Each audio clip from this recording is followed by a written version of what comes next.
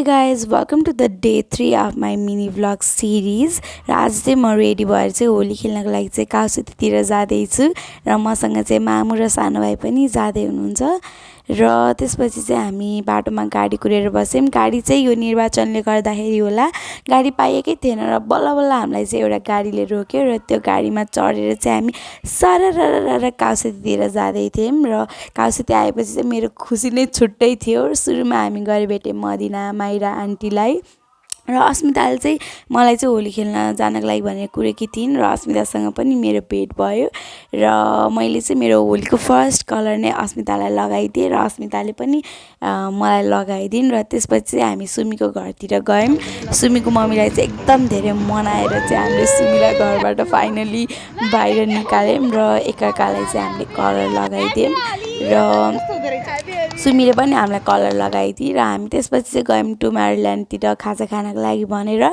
र हामीले चाहिँ त्यहाँ थोरै खाजाहरू खायौँ र अहिले चाहिँ टुमारोल्यान्डमा चाहिँ त्यस्तो होलीको रमाइलो नै थिएन पहिलाको जस्तो चाहिँ, तर पनि अब हामीले खाजा खाएर चाहिँ त्यहाँबाट बाहिर निस्क्यौँ र त्यसपछि हामी गयौँ हामी जाँदै थियौँ पुलतिर। अनि बाटोमा हामीले भेट्यौँ रश्मिलाई र रश्मिसँग पनि हामी होली खेल्यौँ। हाम्रो चाहिँ प्लान नै थिएन तर एकदम अनएक्सपेक्टेड अनि एकदम रमाइलो भयो रश्मिलाई भेट्दाखेरि र रश्मिले सबैलाई भूत गराइदिँदै थियो निलो कलर पुरै र सुमी चाहिँ पहिला कलर लाउन मान्थिन् तर सुमीलाई पनि भूत गराइदिए अनि रश्मिलाई बाई बाई गरेर चाहिँ हामी गयौँ माथि पुलतिर र बाटोमा चाहिँ टिकटकहरू गराउँदै हामी गयौँ। अनि हामीलाई चाहिँ पुलिसले भेट्छन् कि भनेर एकदम डराएको थियौँ किनकि हामीसँग हिस्ट्री छ। माथि जाँदाखेरि चाहिँ हामीलाई पुरै पुलिस मामाहरूले चाहिँ छोप्नु भएको थियो अस्ति नै, तर योपालि चाहिँ भेटाउनु भएन र हामी गयौँ पुलमा अनि म त्यत्तिकै नाच्दैछु। त्यसपछि हामी घरतिर फर्क्यौँ। अस्मितालाई चाहिँ हामीले बाई बाई गऱ्यौँ अनि सुमीले पनि मलाई लगेर फलफुल चोक छोडिदिए